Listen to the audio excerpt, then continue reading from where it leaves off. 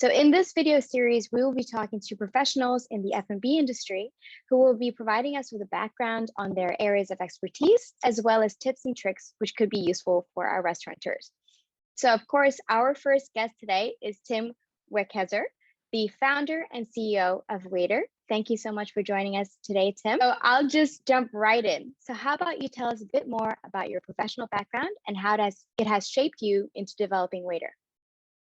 All right, so I've been in the F&B industry since the age of 8. So I was really thrown into the industry. I'm the son of restaurant owners, so I almost had no choice but to grow up with the whole industry.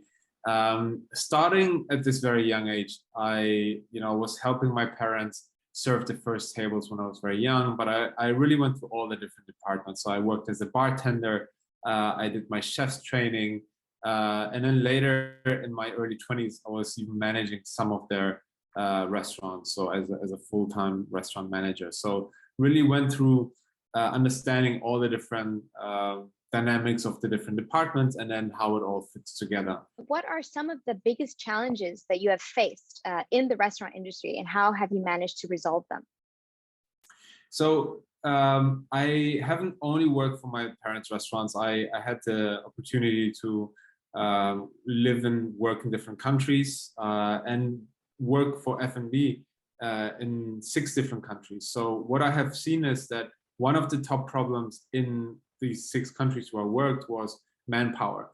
And that was very consistent to me. So that really struck me that, okay, what's going on? So I've seen that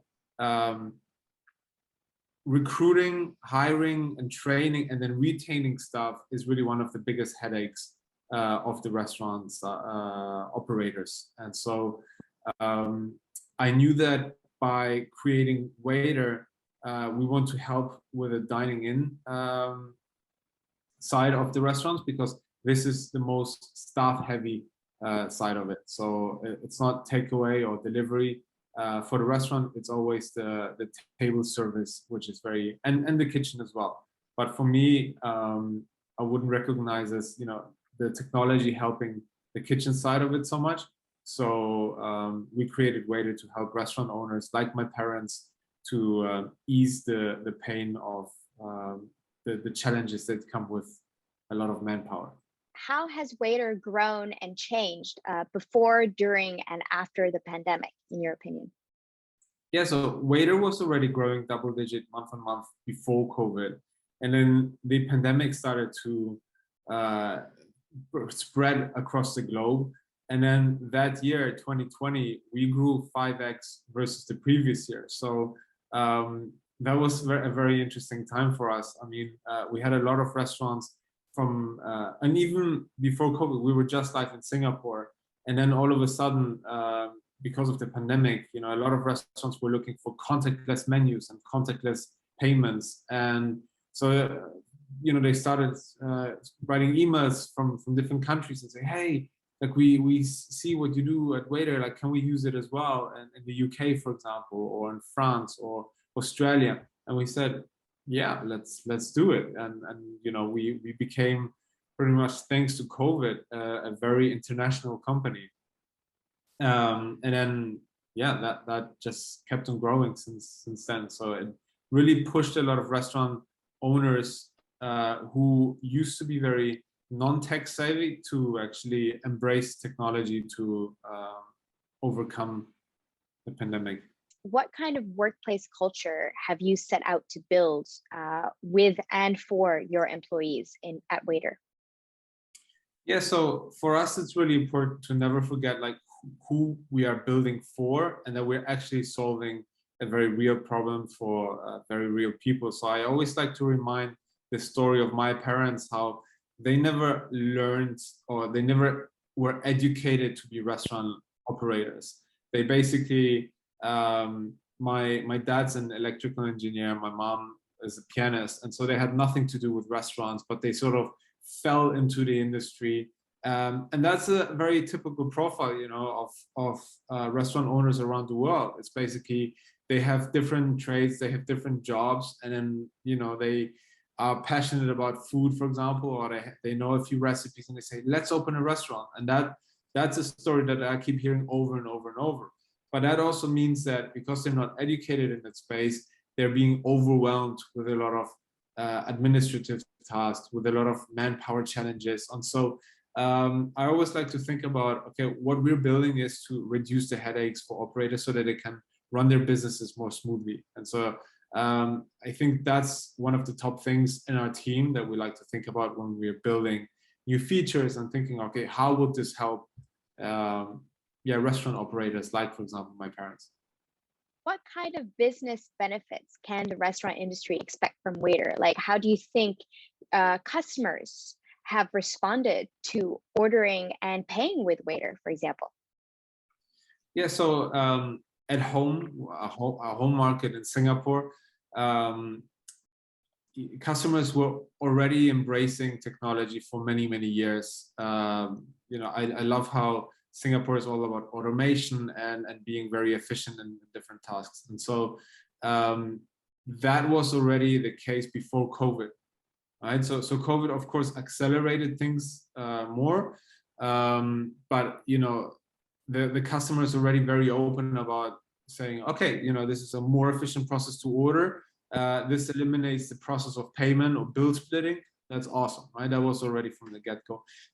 Some other countries, especially what we've seen in Europe, like, for example, we now have customers in France and Spain where the restaurant experience is a bit more traditional. What we have seen is that it really took, it had to wait for COVID to sort of change the mindset.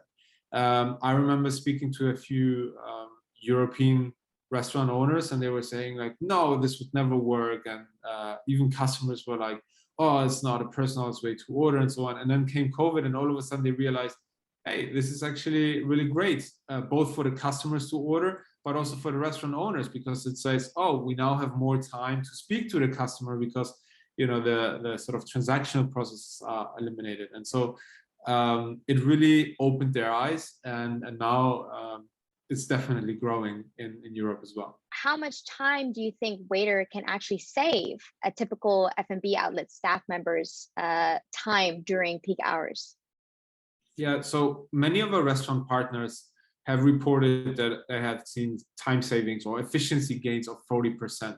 And so that could mean that either they have served 40% more customers during the same lunch period, for example, or some others have said, they, for example, had a few people call in sick and to come to work. And so they managed the same amount of customers with 30-40% less people. So we have seen both scenarios actually quite frequently. How else does Waitrr help the staff, provide better service? So by putting the ordering and payment process into the customer's hands, we're basically freeing up more time for the staff, right? So we're just taking away the transactional part of the experience, and now the restaurant staff, they have more time to go back to the table and say, oh, how was your food actually, or refill the water, or actually maybe talk about some special dishes that they have, or something else. And so this is really the personalized service, which is actually bringing value to the customer. And so we're freeing up time for the staff to do that. Yeah, so these are definitely the quality interactions. I mean, I always like to say that, in a restaurant, handling, settling the bill, for example, is not personalized service for me. Having a staff member standing next to the table with a credit card machine and then asking you for the PIN number, and then even worse, like splitting the bill. And especially the staff, then it takes up so much time. They're usually very stressed because they also see in the corner of their eyes like another table that wants to order in the same moment. And so it's a very tense moment, to stand at the table and say, oh, okay, your card, and so on. And so by eliminating that part, we can have more meaningful conversations with the customers, which is actually what a restaurant experience should be about. So just to go back a little bit on your previous experience in the restaurant industry. So when you first started, what was harder for you than you expected? So what I have seen is inventory management is pretty hard to do, because what I've seen in a lot of restaurants is that they sort of underestimate the cost to prepare something. So it's not as simple as just come up with a recipe and then just say, oh, this cost. There are a lot of other sort of hidden costs and just the overhead costs that is really the make or break for a restaurant. So I think managing this is very challenging, and I have seen in many places restaurants don't do this well enough. So I would always recommend restaurants to manage their inventory and their suppliers very, very carefully, plan out all the costs for every recipe very correctly, and then track this every single time. So this is something, but also staff scheduling, because it's very difficult to have, for example, you have your peak times during lunch and then dinner. So it's very hard to schedule somebody just during the lunch period and then again at night, right? So you have to do split shifts sometimes, or it's very hard, to schedule somebody for an 8-hour shift while your restaurant is not busy for 8 hours straight. So managing this, especially with small restaurants, maybe the total staff count is 9 or 10 people. So it's very hard to juggle around. If you have a big restaurant, you have a bit more room to play with different staff members and rotate them. But smaller restaurants, I think that's a very tough challenge to do. So it's very important to find the right people with the right mindset, who understand this business, who are passionate about it, who are okay with flexible schedule. So to piggyback off this advice, so as someone who has had so many years of experience in the F&B industry, what advice do you have for other establishments to better the quality of service, especially during peak hours? I would start with a smaller menu first.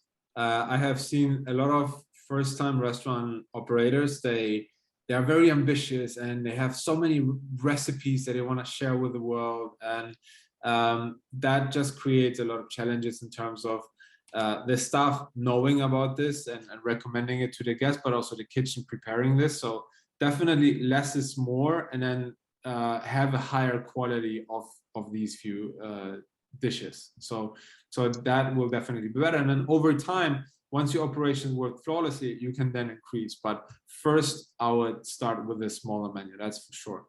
Right. This will make it very much easier during the order taking. So when the wait staff is at the table to take the order, for example, it's much easier to for the guest not to change their mind last minute. So that happens also many, many times. And the other thing, I would not allow for any bill splitting.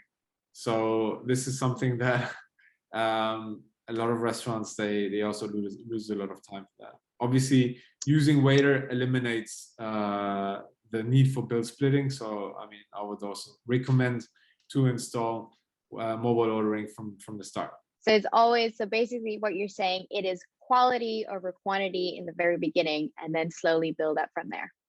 Yeah. So do you have any tips for future restaurateurs or current restaurateurs on how to encourage your customers to return to your restaurant?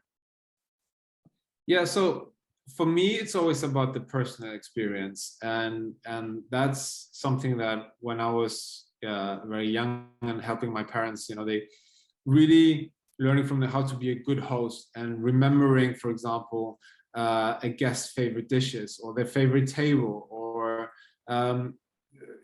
any sort of personalized details that you can. And so this is something that I say, this is what makes the people, and the food, of course, but combine what makes them go back and say, oh, I want to go back to this place, because they have a really good time. They feel special, right? If you go back to a restaurant and they say, oh, we have your favorite table ready, and we have the special wine that is not on the menu, but you really like it and we know it, or for example, I know that you always take this and we have a special dessert, you might like it. It makes you feel special, right? And so I would definitely always highlight to restaurant owners to focus on this. Now, of course, using technology can help it. For example, in Waitrr, you can see the previous order that customers had, or there are different CRM platforms like table reservation systems that help you record these sort of details for the next visit when a customer comes. So I would definitely recommend to use technology to do this and get your staff to look up these details, because they really make a big difference. What is a commonly held belief about the F&B industry that you passionately disagree with? Yeah, so and we get this a lot when we speak to investors as well, that sort of look at all different industries. And when it comes to F&B, there is this saying going, oh, the margins are very tight and you can't make any money in the restaurant space. But in the end, there are estimated to be around 15 million restaurants around the world. It's, people have to eat, multiple times per day, every day. And it's a business, it's all about execution after all. And you can make money if you're just very thorough and serious enough and track the numbers and manage your inventory. And so it's a tough business, but definitely it's you can make money in the restaurant space. Yeah, that's very comforting to hear. I'm sure for all the restaurateurs who will be watching this or future restaurateurs as well. So lastly, in your experience, what is something that everyone in the F&B industry should start or stop doing? Yeah, so I would say have the courage to innovate more, and also have more courage to push this innovation to their customers. So a client of us is a Korean restaurant in Singapore, and already before COVID. So this is really important, right? So way before contactless menus became the norm and stuff. So the owner, he made everyone use Waitrr. So basically, you went to this restaurant, and that was 2019, and basically Waitrr is still today, of course, the only way to order. And so he had the courage to innovate and say, look, I want to have my place very efficient and I want to have a great experience. And at first, of course, it was quite surprising to all the regular guests that he had, because they were like, oh, I used to order the other way, like what's going on? And they were a bit confused. But after the first time, they realized, okay, this was actually very efficient. The second time and the third time, it was already very natural. And so I see that a lot of restaurant owners don't really have the courage to do like such a radical step and say, from tomorrow onwards, like we do this, and we sort of like force the customers to do this. But in the end, he had this vision of it's gonna be more efficient, and we're gonna focus on a more personalized interactions by eliminating the transaction task, and it worked out. And so I applaud him for doing this, and this is for me something also that I can recommend other restaurant owners to have the courage to do that. Yeah, well, that's really great. So basically, you have to just jump right in, and then really believe in what you're doing, and then see what happens in terms of success. It'll be successful at the end of the day. Okay, well. Yeah, so thank you so much for joining me today and for giving us some tips and tricks on for different restaurateurs, and a little bit of a background on how Waitrr can help different F&B industries as well in the future.